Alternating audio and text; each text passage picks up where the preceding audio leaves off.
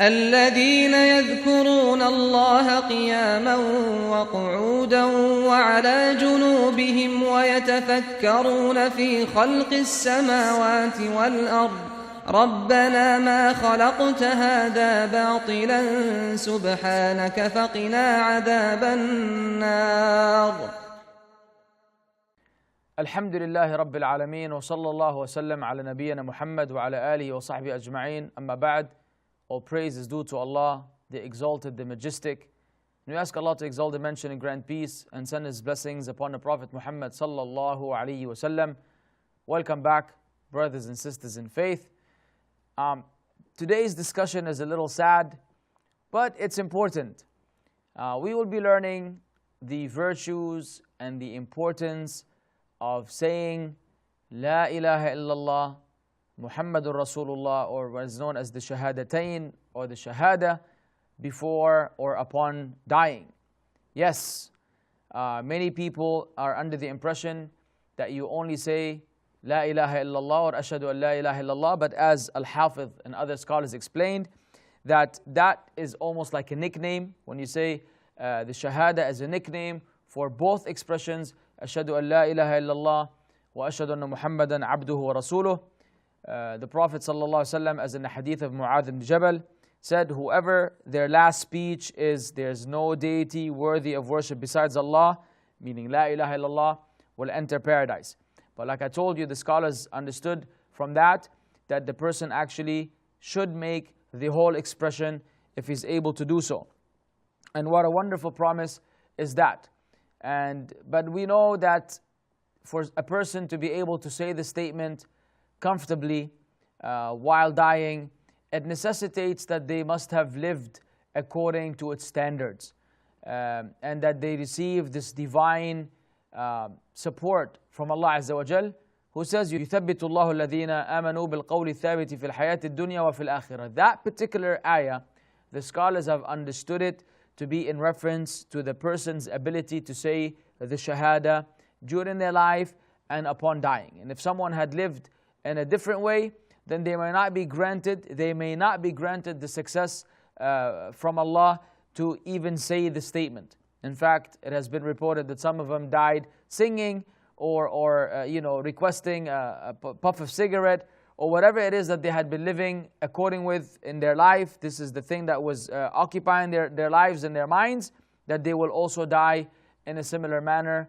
We seek refuge with Allah from that kind of death, and we ask Allah Azza wa Jal to grant us all husn al-khatima, which is a good ending. And definitely a good ending is one where a person's last statements of this dunya is saying Ashhadu an la ilaha illallah wa Ashhadu anna Muhammadan abduhu wa rasuluhu sallallahu alayhi wa sallam. So this statement then, as Munir and Hafidh and others said, it is actually terminology-wise, it is in reference to both testimonies. And so this is one of the ad'iyah. What is the reward? Then that person will enter paradise. Is there anything better than that?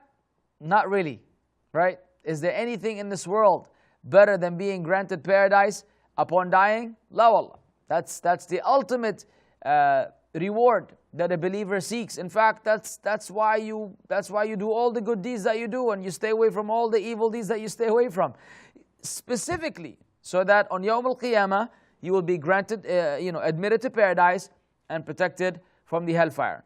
So what do we have to do to get that blessing?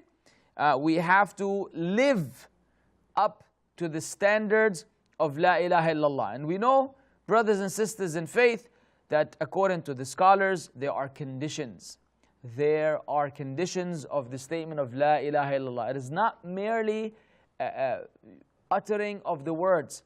The person must have the commitment that it entails. It entails a lot of commitment that the scholars have mentioned in what is known as shurutu la ilaha illallah, or the conditions of la ilaha illallah. Just to give you an example, if someone, let's say you get some foreigner, a person who doesn't speak Arabic, just from the street. If you told them, repeat after me, say Ashhadu an la ilaha illallah, so they say Ashhadu an la ilaha illallah, wa Ashhadu anna Muhammadan abdu rasuluh, they say wa Ashhadu anna Muhammadan abdu rasuluh. Can you say that person entered into Islam? If you never explain Islam to them, if you never told them what that testimony of faith means, Can we say that this person entered into Islam just by merely repeating it, even though they don't understand it? No, it doesn't count. They must acknowledge in their hearts what they're saying with their tongues. Similarly, we must acknowledge in our lives La ilaha illallah, so that we will be able to say it upon one's death, if one doesn't die suddenly, that is, and is given a chance to make that particular statement, and Allah Azza wa Jal knows best.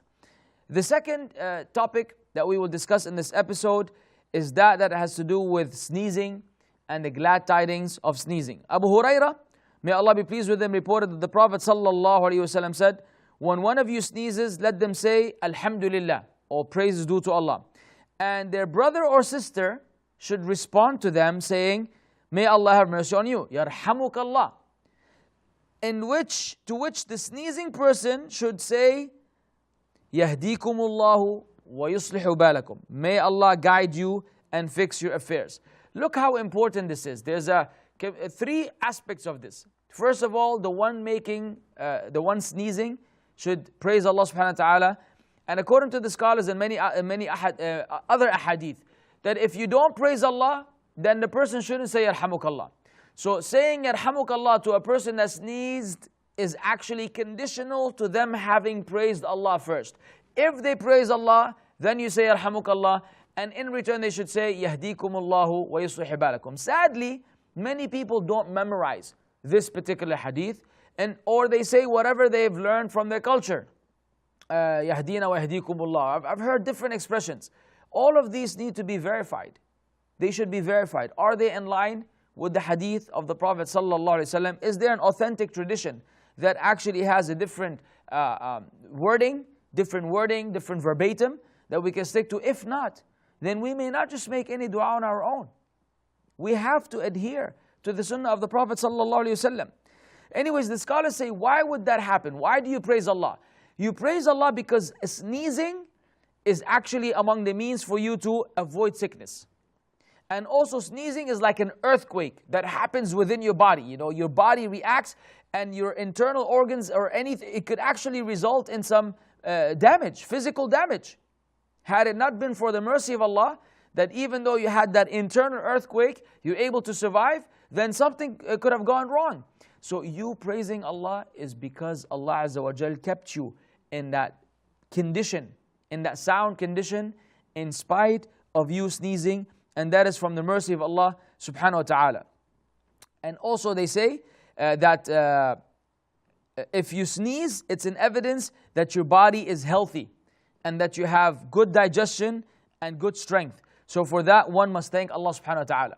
So we don't pay attention to this, but think about it. Even sneezing and the dua you say and the dua you receive from the brothers or sisters is a sign of the beauty of brotherhood in Islam, and how we're all one entity and one body, and how much we should have love and care and compassion towards one another. That's why these ad'iyah are recommended, not only for yourself, but for others as well. We ask Allah Azza wa Jal to make us among those who implement them. Assalamu alaikum wa rahmatullahi wa barakatuh.